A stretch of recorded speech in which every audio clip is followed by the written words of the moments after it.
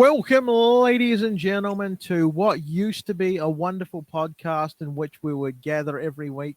And then that became every month, and now we're going for almost once a decade. But yes, there is some truth to that. So much has happened in the chess world, and I have been itching to catch up with Mr. John MacArthur, National Master from New York. And over to you, John. Yes. I've been busier than ever with students, but fortunately in the month of July, it looks like I'll have some extra time as students disappear for vacations and whatnot. It's all well and good. And we do have to do slightly shorter versions of this, hopefully in multiple numbers. And that way we'll get more podcasts out more regularly. Need to have a few in the can. The most part. I think the thing that bothers me most recently, the thing that inspired me a few days back, was the amazing Kramnik versus Navarra duel that is going on.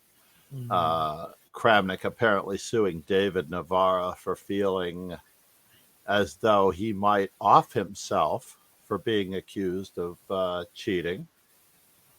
Basically, it's a great way to make sure that doesn't happen. Right. Good so on Kramnik is suing him, saying, Kramnik is suing him, basically saying, "I don't believe you're going to off yourself. So let's see what you do about that." What a wonderful gambit! I'm sure no one will be harmed. But for context, ladies and gentlemen, David Navarra is from one of those countries in South America, and he's he's actually from Spain. Oh, he's from Spain. Okay, so he's from a country that speaks Spanish. Almost got that right. Okay, and so essentially, Kramnik once upon a time did not believe that David Navarra was a honest chess player, and so I'm going to correct myself. He is a Czech. He is from the Czech Republic originally, but I believe he's currently living in Spain. Okay, I'm wrong on everything. Okay, that's hey, still a better strike rate than CNN. No, I'm kidding, but so.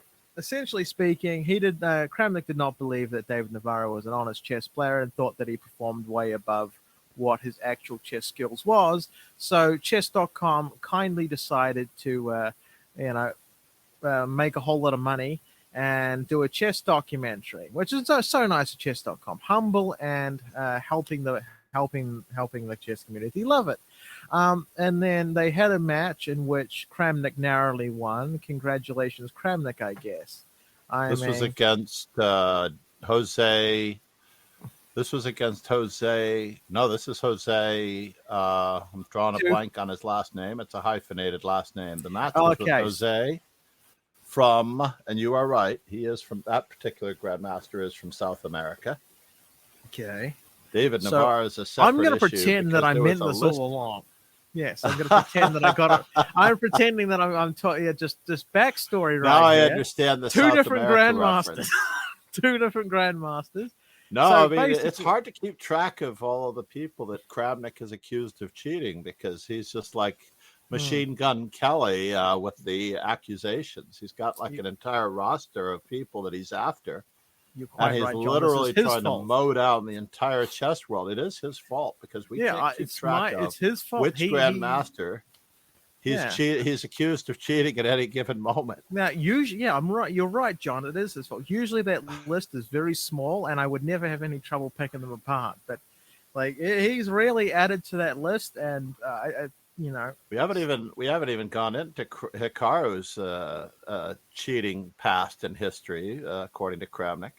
Oh my goodness! He accused Hikaru of cheating as well. And because I'm Hikaru's number one, I'm vice president of his hate club, I'm sure there's somebody ahead of me. But yeah, I mean, when he attacks Hikaru, I can look the other way and be like, "Yeah, you go ahead, buddy." And I didn't say anything, but yeah, no, there is some truth to that. So, John, backstory. Yeah, really, David Navarro went on a podcast, and I've gotten all of my podcasts confused at this point, so I'm not going to hazard a guess as to which podcast I was listening to at the time.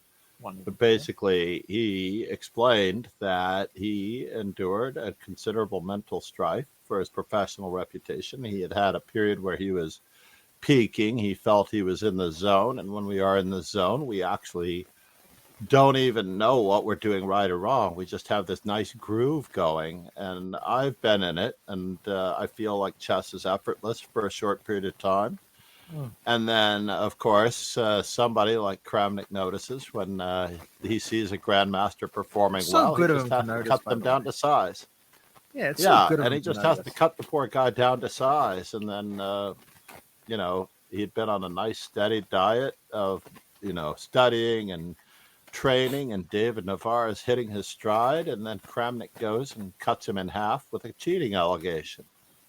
And then his As one whole does. chess game goes to pot immediately afterwards, and his mental health declines, and this public exposure as a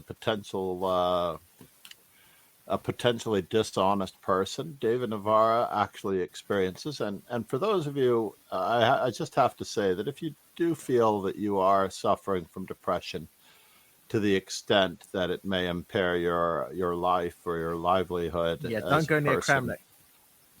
you should perhaps seek no, but you should seek Yeah, help. true. Yeah, There are plenty of opportunities out there for counseling and comfort in these moments. And and yeah, don't depression give is a up when you very need it. real thing.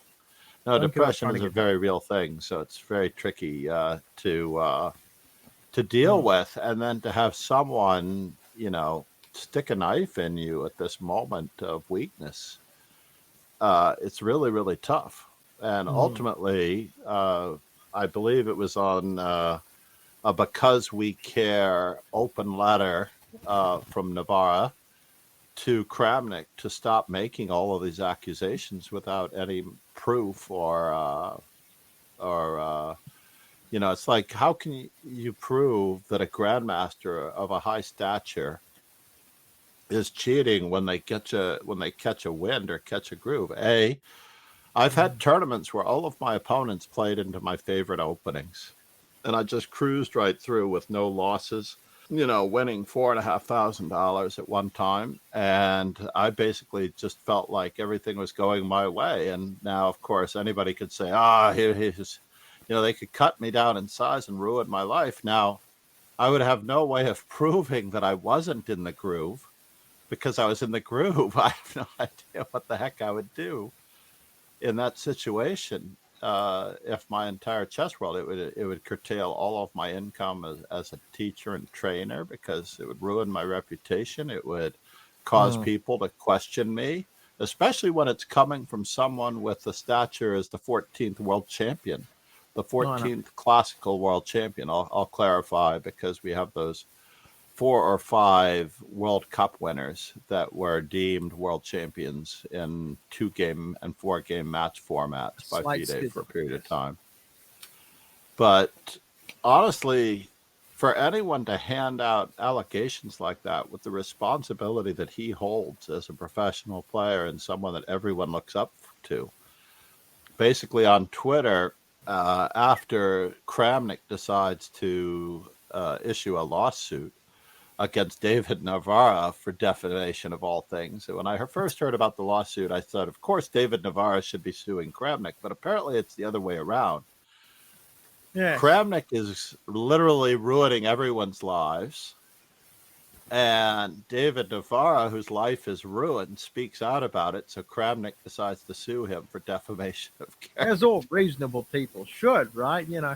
Right. Well, Kramnik And was just walking around minding his own business when, when a cheetah stumbled upon him, and with all the evidence, with all the evidence of his statistical analysis, which is an old Excel sheet somewhere. He decided, he just decided to pull out his tin star, and he was like, "Yeah, you're coming with me, boyo." And the guy had the gall to resist. I mean, come on, this is yeah, it's really crazy. sometimes, It's absolutely insane. I only honestly, hope that it all settles out, because both FIDE and in an open statement to Kramnik, Aronian pleaded with him as someone that many people look up to. Kramnik should drop his lawsuit and realize that we're all one family. We're all in this together. We're all in the chess world together, and we should be working to forward positive changes in chess, not necessarily over zealously try to accuse people of when they have good performances for any period of time. We can't just automatically assume the worst. It's such a cynical, bitter old grandmaster type thing to do for Kramnik to Of do this course, a to Ronian David would do Navarra. that. He being the well-adjusted and loving person that he seems to be. Goodness, it's He's a just very something nice like that. guy. A Ronian would do something like that, wouldn't he? You know, He's it's such like, a nice guy. Yeah, he's just going to tell Kramnik, dude, you're a nutcase. We all look up to you. Don't do this. yeah, But please don't jump, basically, sir. Yeah, yeah.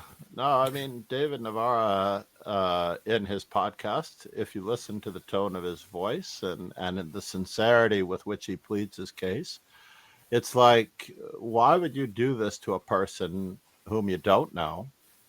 And ironically, I don't understand what in the world he would be thinking to think that his actions could go on, on what the right word is. It's just a tough thing to say.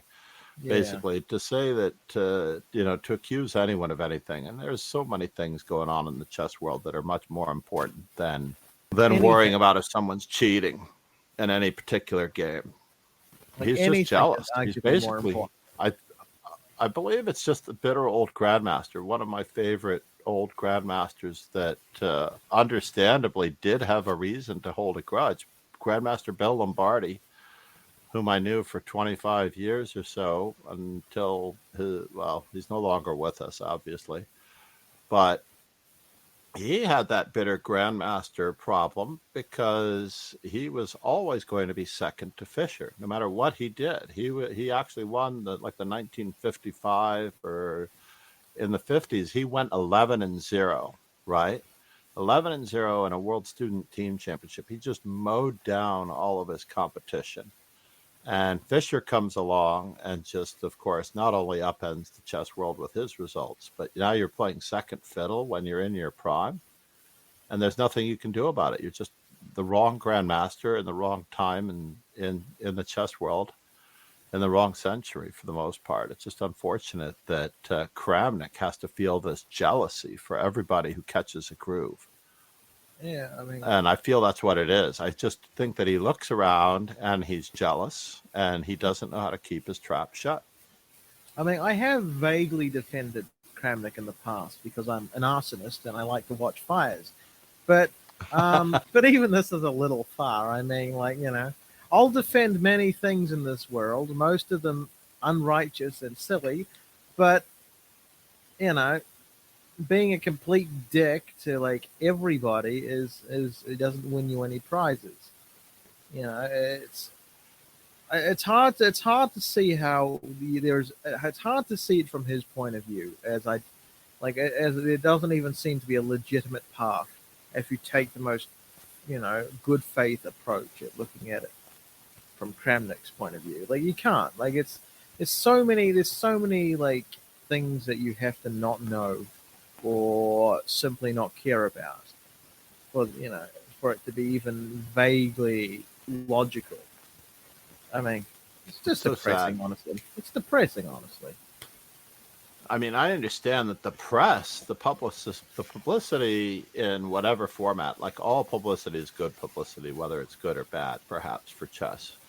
But it's Yeah, unfortunate that it has to run the risk of harming individuals who may or may not have had a promising moment in time for their chess careers. I know. We need to go And back to the this, wholesome days of anal beads and you know, and Fide being an incompetent, corrupt train wreck. right, but on the brighter side, there are some good news, recent developments. I have to Yes, commend Pragananda for being the highest rated Indian player at the moment because he won the Uzbek Open. He almost let it slip with a couple of losses, and then he ended up winning the tiebreaker, a three-way tiebreaker with relative room to spare. I think Pragnanda shows a lot of talent and promise, and I'm rooting for all of these youngsters for the most part. Gukesh inspired me when I went to Toronto, and he even convinced me that I had to go to Singapore to watch him play there because I wanted to see the dawning of a new age, and I was lucky that I did because he became world champion, and he was only barely 18 years old for the most part, and it's hard to believe. I think Pragnanda is roughly in the same age category, but now he's for the first time, I think, ahead of Gukesh. I could be wrong, but it's all good. In the chess world, is the Indian prodigies. Eric Geisy had a horrible tournament and lost quite a number of spots, unfortunately. Another player who I feel works hard but doesn't seem to have the same talent or chess genius that Gukesh seems to have, the good feel at the board. There are a lot of chess geniuses in the world. There's so many prodigies that we can't count, like the Messi of chess.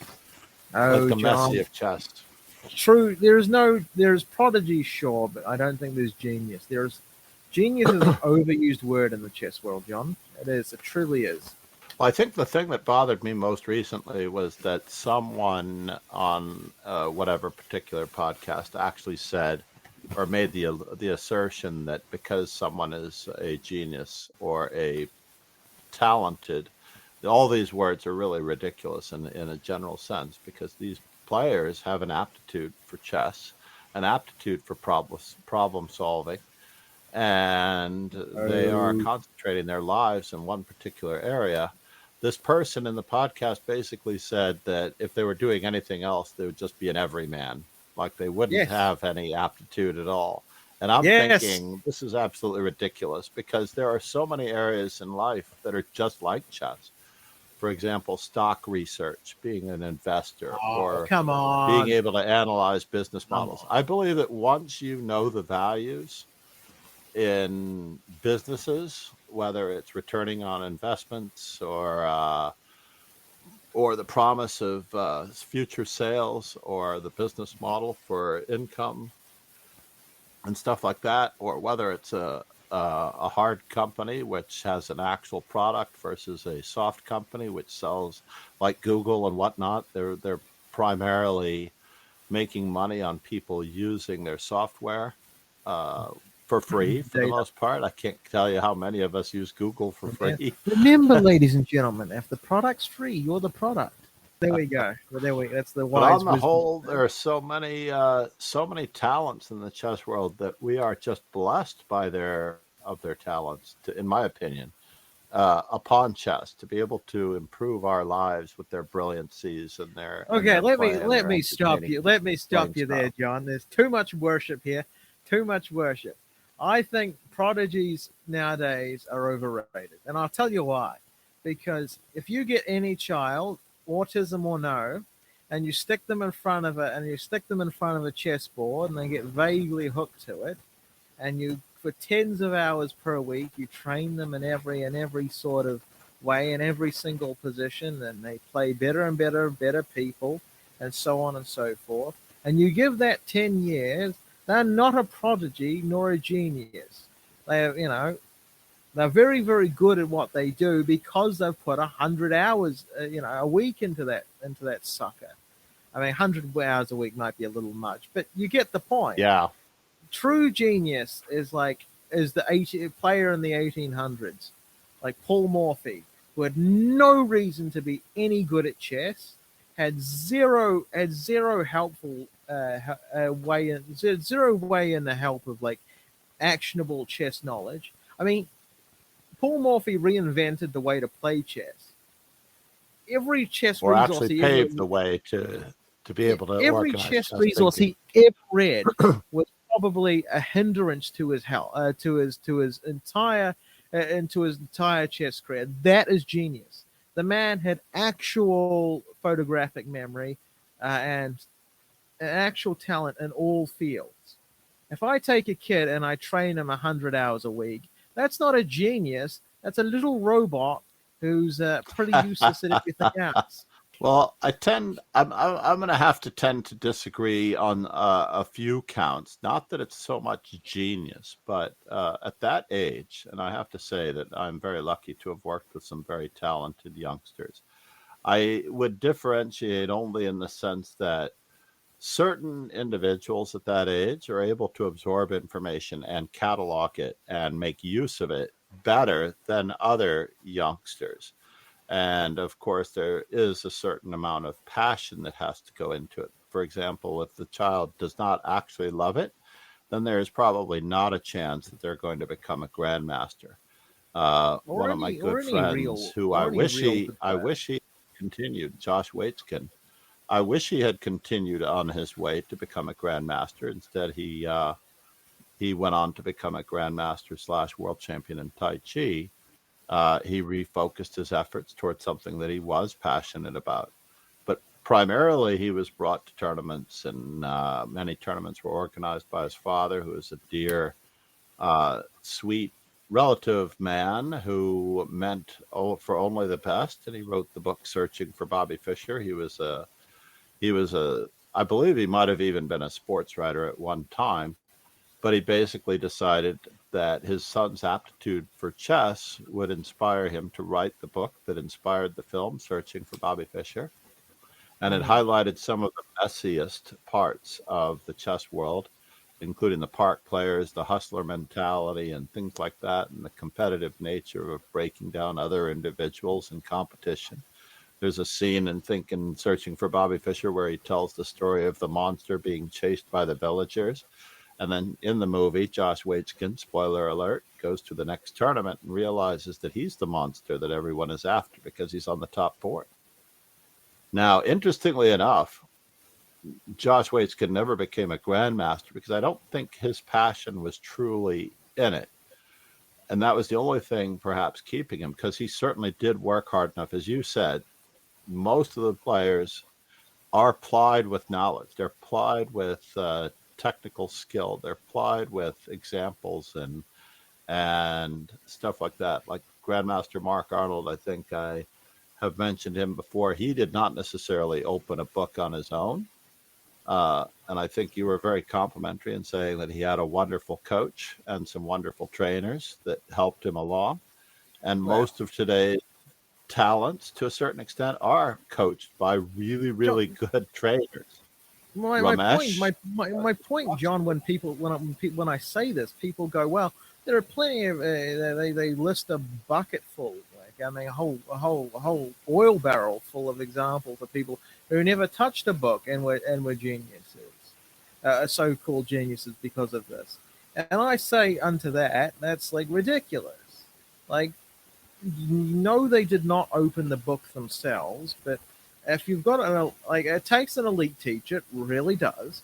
But if you've got an elite teacher who didn't learn the same way the kid does, but can assimilate it in a way that they can, and they open these mm-hmm. hundreds of books, they read through these hundreds of books, and they assimilate that information, then they don't need to. They've basically got the world's smartest AI, aka the human, to give them the too long didn't read version, and they pick it up by simple practice.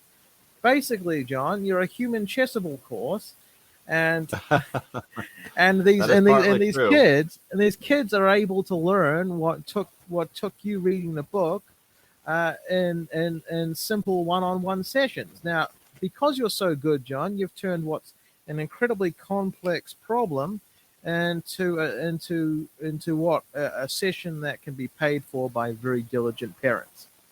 And so what I'm saying is That's real correct. genius doesn't exist nowadays. What does exist is more information and obsession. Now, obsession does not equal genius, but it does equal passion. Obsession and passion are Might go hand stepbrothers. in hand. Yeah, I mean, not always, but often they walk down the same lanes together.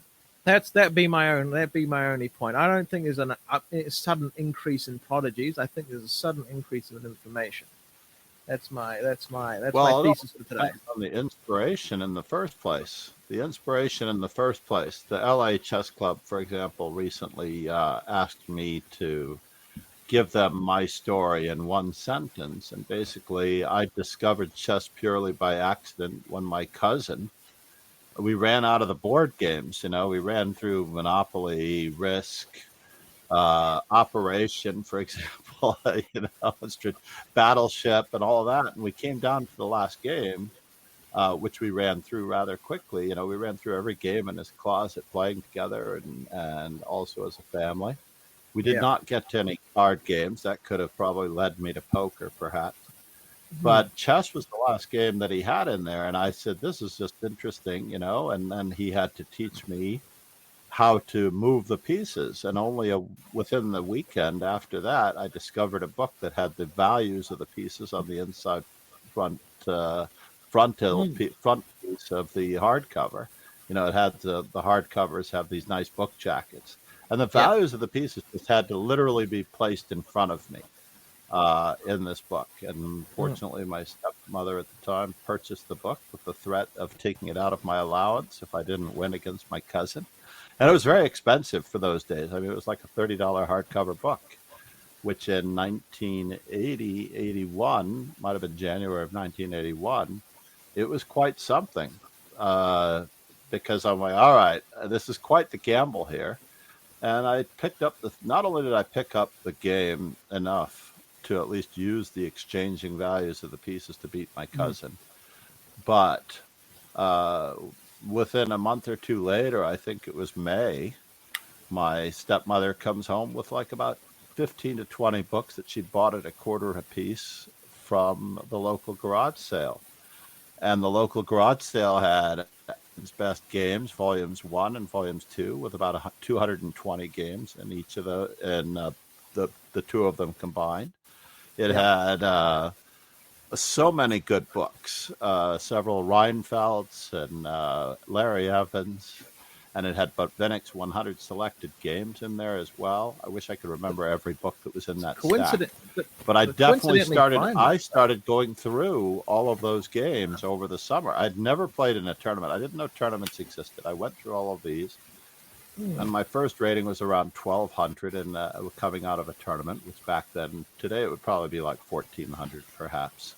Yeah. Um, but I mean, because of that passion, I literally set aside the time to absorb the information and start recognizing patterns and applying theory. The theory being only the fact that you know the principles behind what you're doing.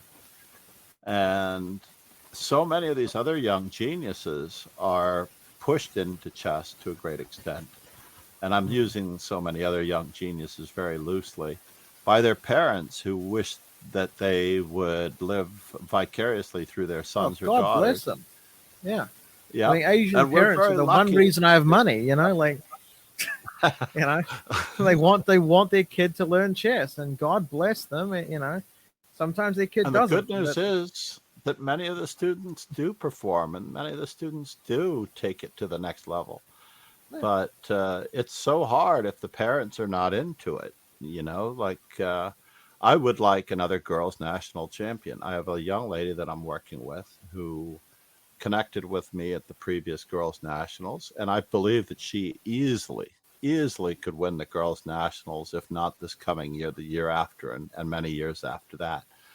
But the parents, of course, are just very nonchalant, and they're thinking, oh, we're only going to have lessons once a week, but then we're going to take these weeks off, and we're not going to do it then. I'm like, this doesn't work like that. You need a regular, steady diet, like it's going to the gym. If you don't Mm. go to the gym at least 3 days a week, then you actually don't see any benefits. Yeah, And it's it's the going to be same like way what. with chess. Yeah, Once a week is not going to cut it.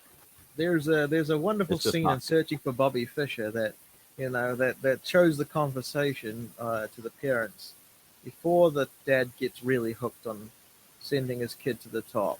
It's Right. a very blatant conversation about the kid's raw talent or Yeah, or was that the passion, scene really. where he points out all the grandmasters and masters at the tournament that are all washed up and don't get any recognition? Maybe. Jinji, Shirazi, Joel Benjamin.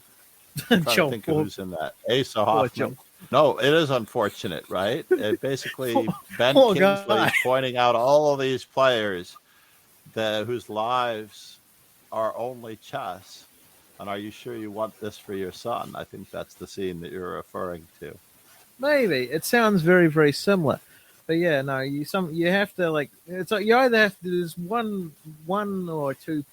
It's either the kid or the parents when you're coaching. You have to kind of convert. Like if one's passionate, then the other needs to be passionate too. Otherwise, it corrodes it. They corrode it.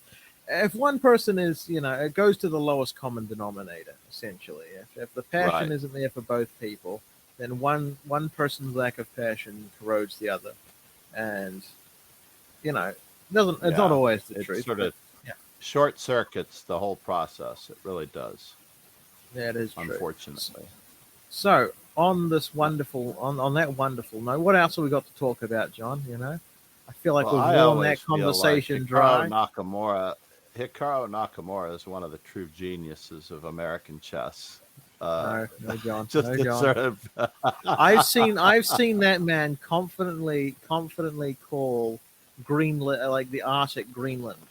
Like it's not something I'm like particular. It's an overused trope that has no basis in reality, John.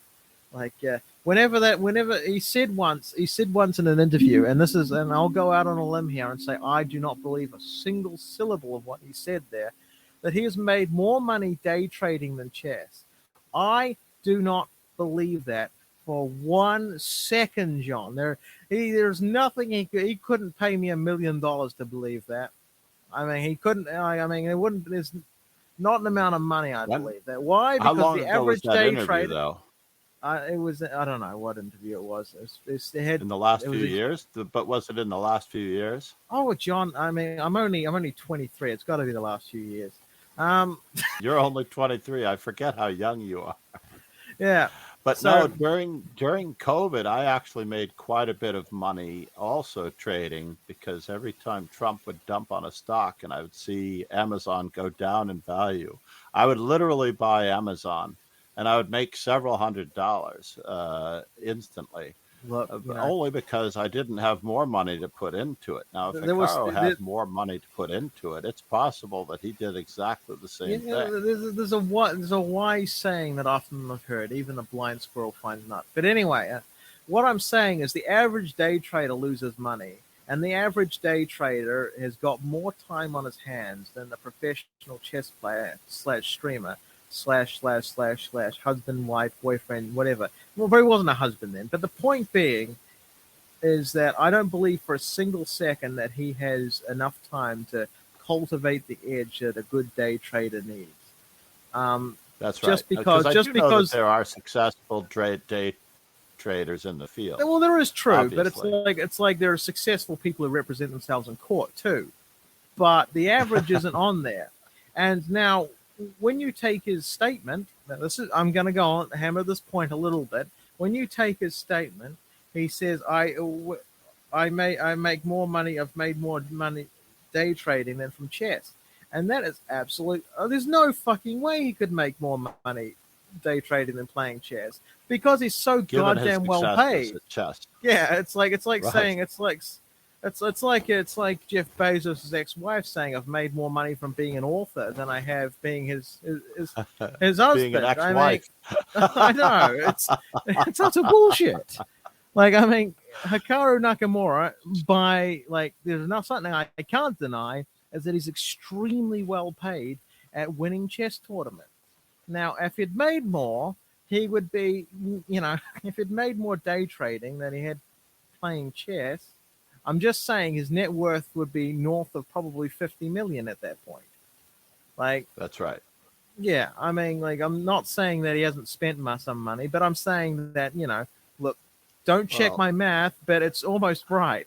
well, as I was hoping to keep it to just these two subjects for this particular podcast, and then we can perhaps do another, I Yeah. was just going to say that of the up and coming rising stars, I would like to see Faustino Oro produce something. I'm only worried that the publicity will get to him and the pressure and all of that, depending on how he chooses his trainers and coaches.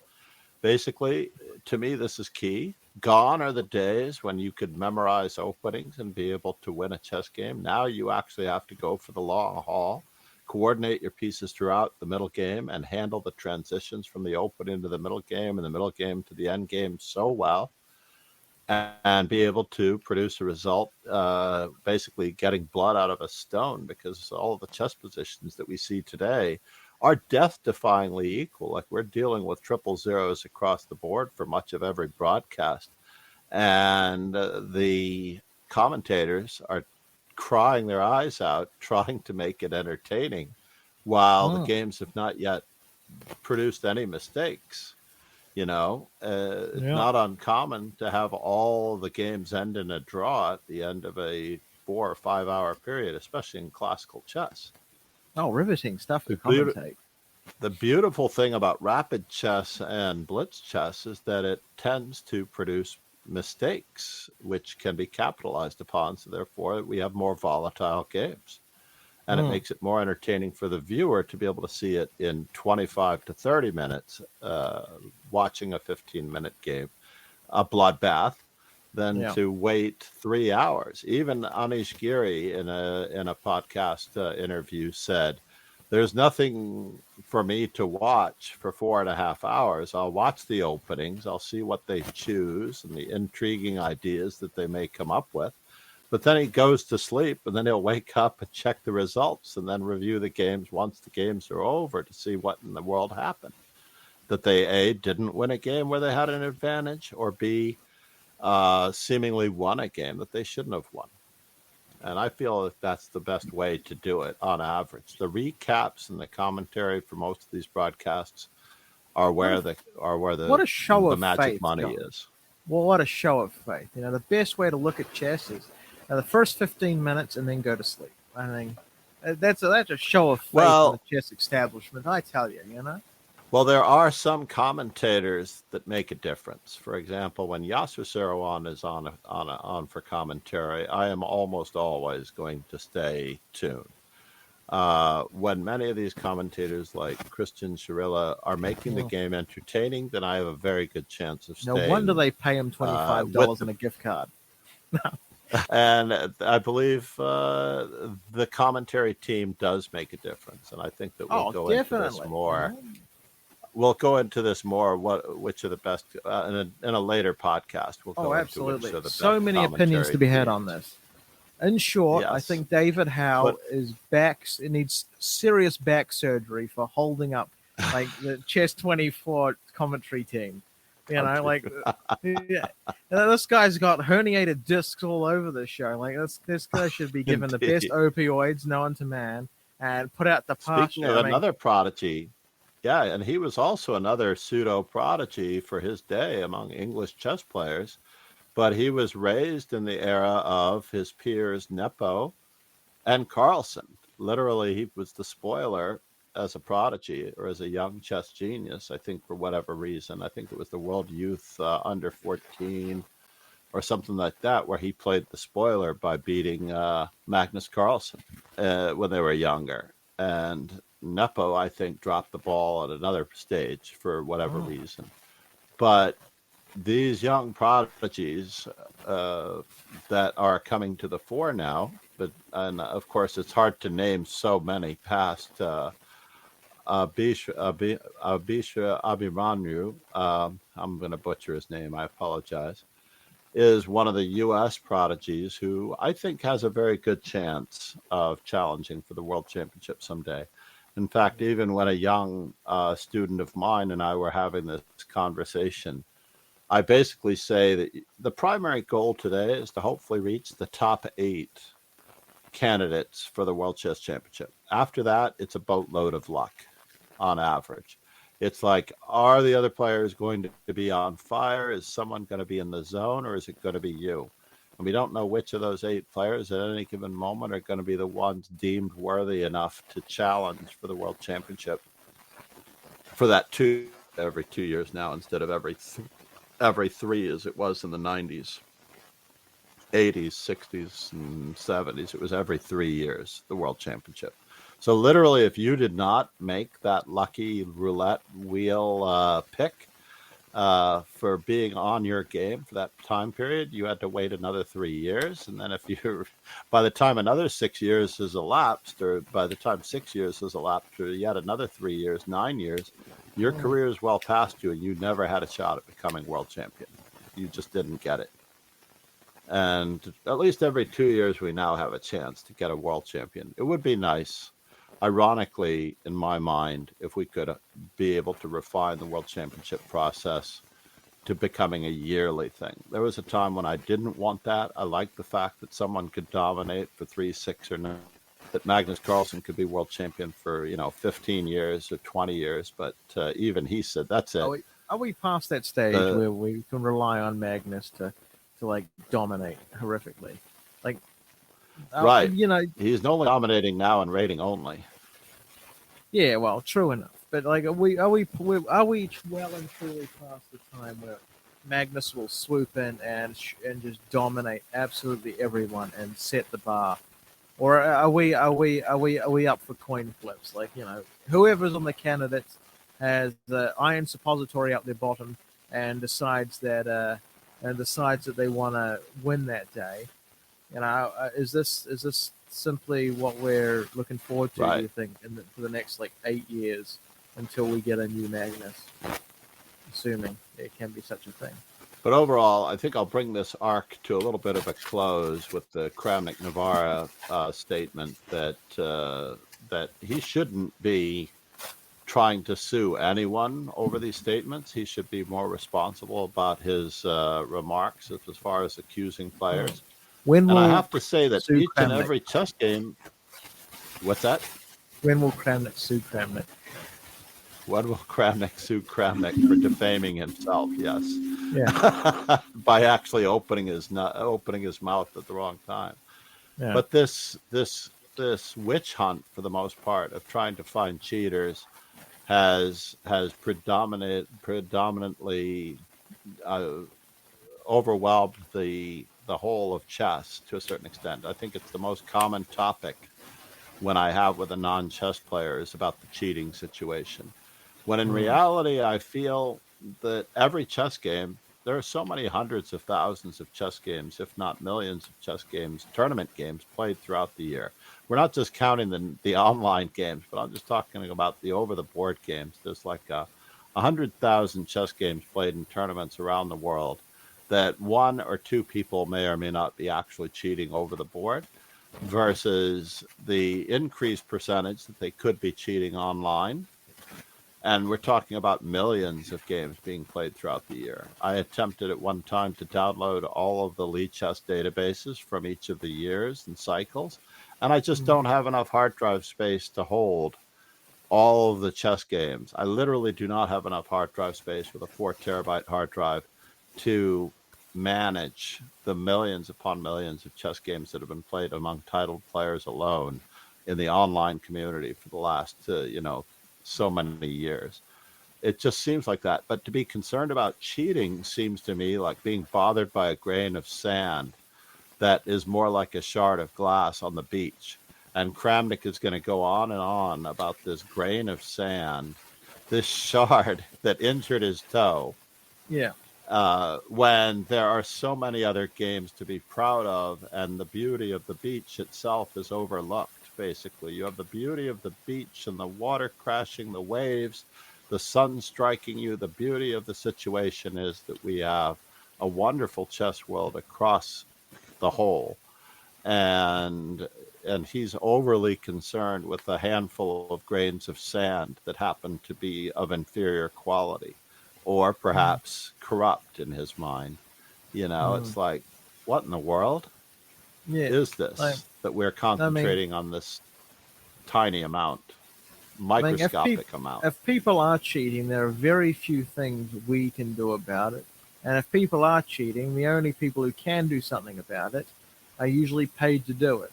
So, as much as I get angry about being cheated against, ever so really when it does happen in such a blatant fashion, does it do me any good to give a does it do me any good to care? No, it doesn't. It hurts me more than it hurts them.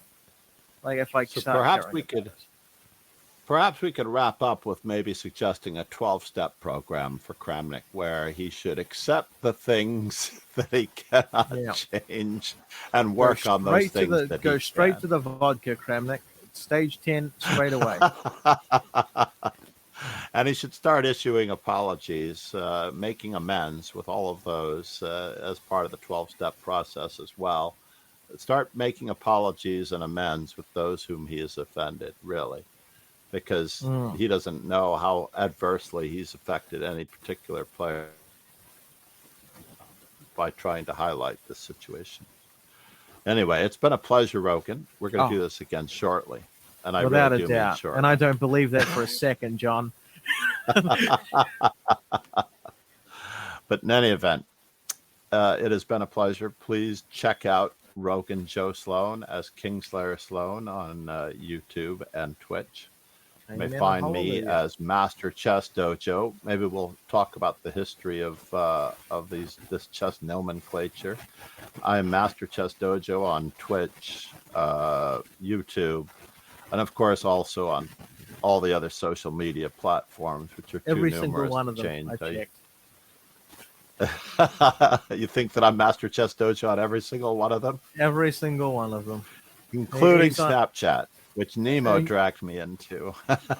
and all future. He's all future sites and social medias in perpetuity throughout the universe.